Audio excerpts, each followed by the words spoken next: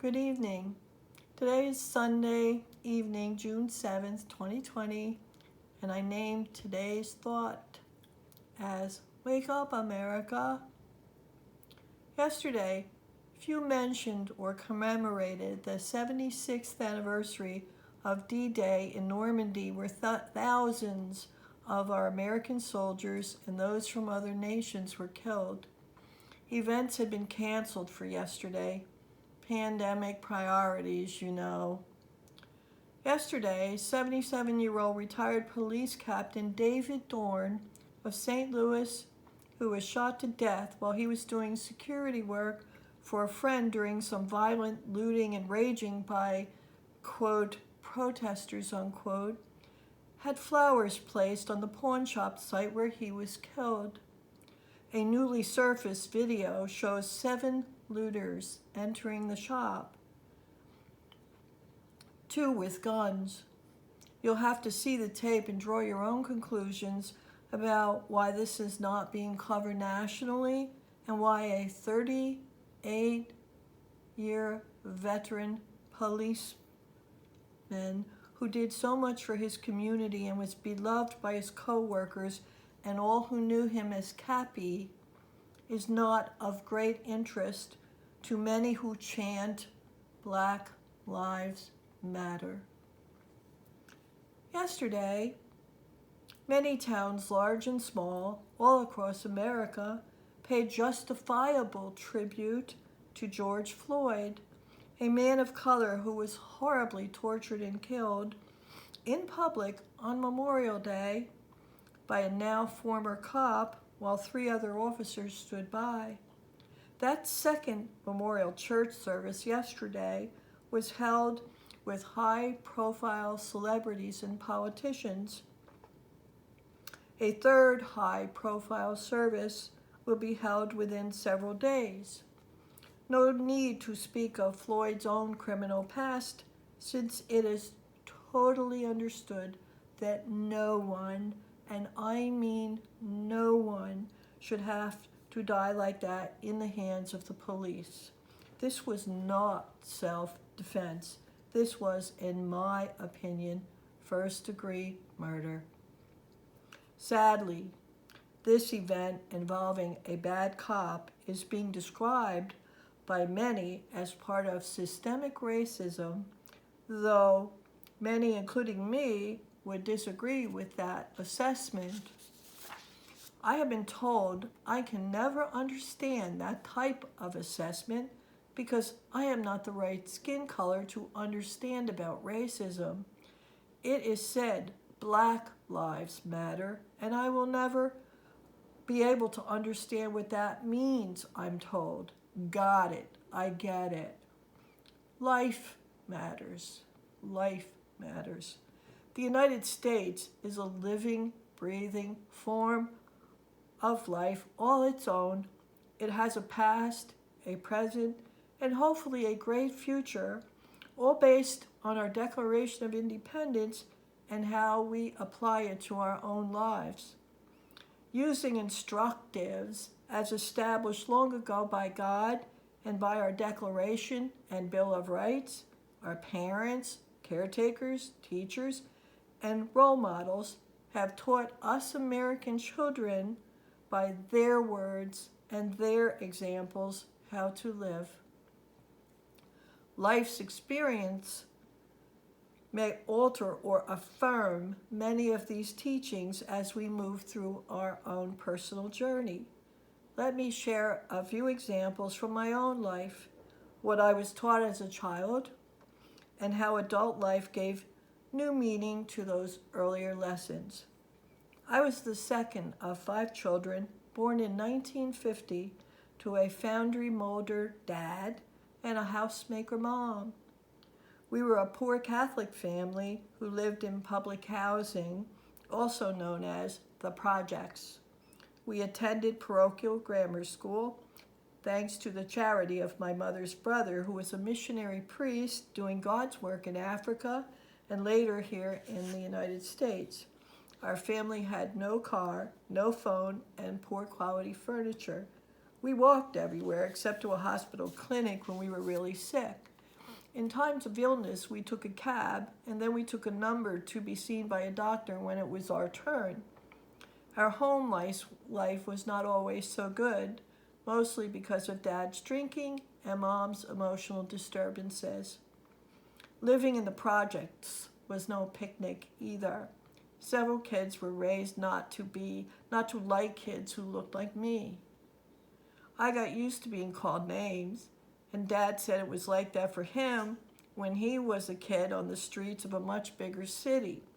So to develop a tough skin about my skin color, my raggedy clothes, and to keep my mouth shut.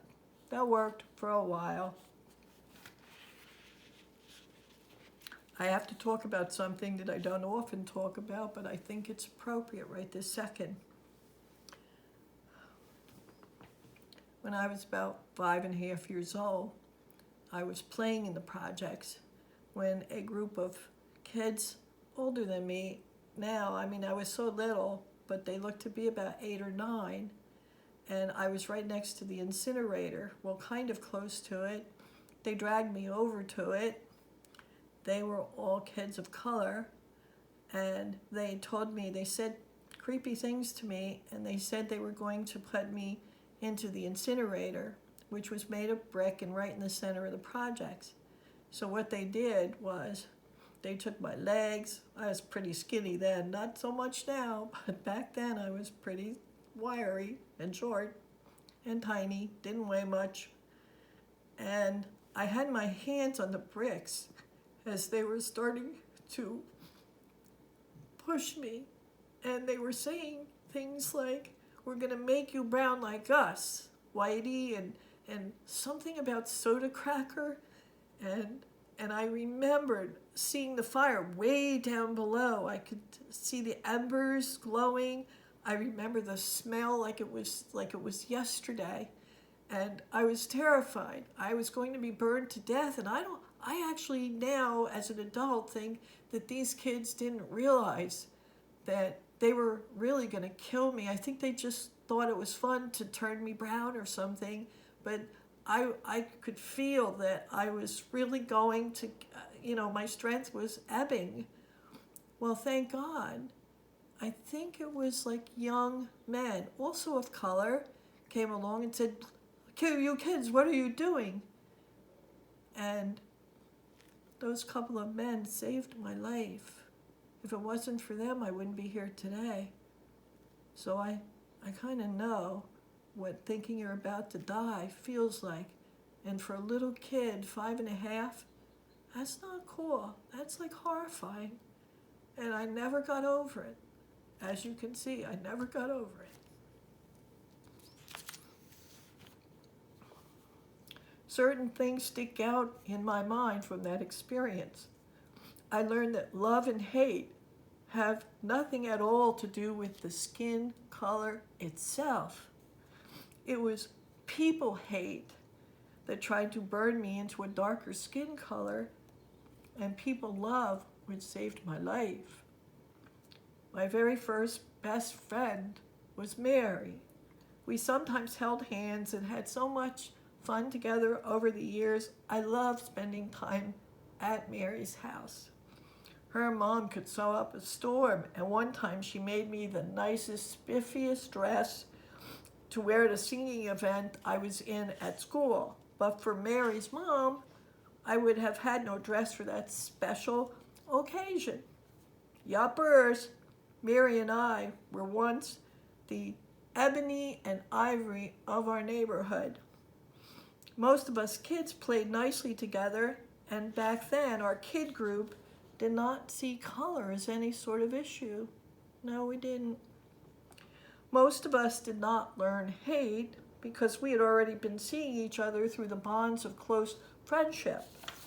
We already were loving and forgiving, which forgiving is a form of love, with each other at home, at school, and at play.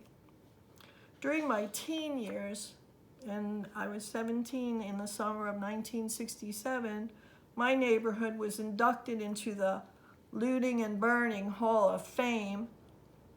It was a time of hate spread, and I remember it well. A group of angry people in my old neighborhood became a mob, and they ended up killing a policeman with a market basket and the officer's own gun, all because he was trying to protect them from another hate group which had come into the hood looking for trouble. I know what that group was called, but I'm not going to say it. I'm not going to dignify them. The officer thought he could handle keeping the peace without backup, but he was wrong. What a horrible way to die. My younger sister ran fast toward home while being chased by a man with an axe who screamed obscenities at her, and he said he was going to split her head open because of her skin color. I had Molotov cocktails thrown at me. I was shot at. It was one of the most horrific times of my life. Thank God for law enforcement and the National Guardsmen who rolled down our streets in their tanks. Order was eventually restored, but the rioting and looting left many of us scarred. That experience and the TV news about the spread of the violence taught me even more about how some people use skin color as a means to hate others in many ways. I knew they were few in number, and most of us who survived still live a life of love, forgiveness, and personal responsibility. Advance the clock 50 years now. There have been many changes in the area of race relations, mostly very positive. My first best friend, Mary, went on to become a nationally prominent and award-winning author and speaker on the subject of diversity and how to practice it successfully. I became a nurse, a wife, a mom, a grandmother, an advocate for human rights from pre-birth through death. I do research too and consumerism, but that's my main thing. Human rights, pre-birth. Let's just be born and let's die with grace and dignity. Mary and I saw each other at our 50th high school reunion not too long ago. I cried so many times at the joy of seeing my little best friend, now grown up and quite the accomplished woman. In my mind and heart, Mary will always be a very special heart song, and no hate in the world could ever take that away from little Ebony and Ivory back in 1955, 56, thereabouts.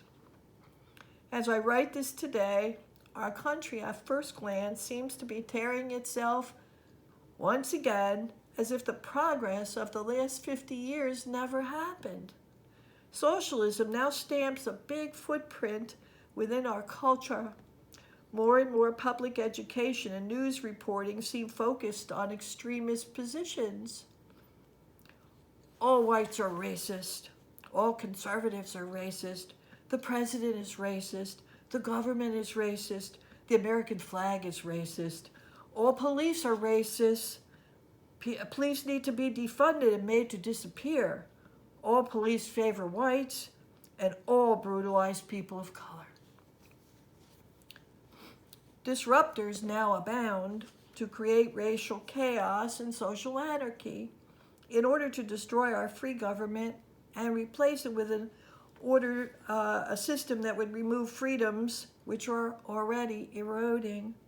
It is incredible to me how much daily hate rhetoric is influencing everyday Americans to engage in online and offline hostility. It's like another pandemic is upon us. Only this one, if allowed, will destroy all of us. Senator Tim Scott of South Carolina, he's a close life buddy to former South Carolina Congressman Trey Gowdy, says, "Our nation requires character-driven law and order." He's very right about that. Alveda King, the niece of Martin Luther King Jr. and daughter of civil rights activist the Reverend A.D. King, who some say was assassinated. They found him, but some really think he might have been murdered. says protest is required at this time, but it must be peaceful and prayerful. She is calling for leadership, unity, and faith. She is right too. As I have often said to my little ones, God made many beautiful flowers of different shapes, sizes, and colors. He also made people the same way. We came into this world with innocence and grace. We can use our special gifts to kill the hate around us with unity, compassion, and doing for others what we would want them to do for us. We are not each other's enemy. When you see hate coming at you, put a stop sign in front of it. Our countrymen in the future depends on us to get it right. Look to the smallest children for hope. They are looking to us for answers, and God already gave it to us. Love one another as I have loved you. Thank you for listening. God bless us, everyone. And another point in closing, in case we forgot, let's just read the most important part, the famous extract from the Declaration of Independence, which gave it to us, 250 years ago? And we keep forgetting it when we do TV interviews, and all kinds of people are out there with crazy signs, and they're 20 years old, and they don't even know about the Declaration of Independence. So let's just go over this one famous line. We hold these truths to be self-evident, that all men are created equal, that they are endowed by their Creator with certain unalienable rights. I looked that up to be sure. Unalienable men forever cannot be taken away. That among these rights are unalienable rights are life, liberty, and the pursuit of happiness. Thank you again for listening. God bless us, everyone.